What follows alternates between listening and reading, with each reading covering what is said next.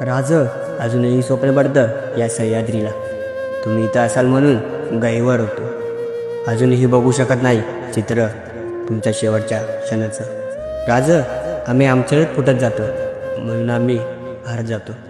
मराठ्यांच्या शौर्याला कुठेच तुलना होईल अशी शक्ती नसताना सुद्धा राज आम्ही फित्रीमुळे पराजित होतो. तुमच्या हत्येनंतर आम्हाला नेतृत्व नसतानाही नावे लढत होते, मरत होते आणि मारत होते. काय टिकवायचं होतं त्यांना? स्वराज्य. राष्ट्रप्रेमाच्या गप्पा आता खूप ऐकू येतात, पण हे राष्ट्र टिकले कसे?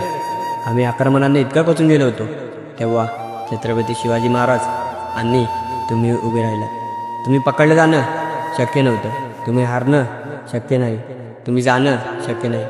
तुम्ही इथंच आहात, आमच्या रक्तात आहात.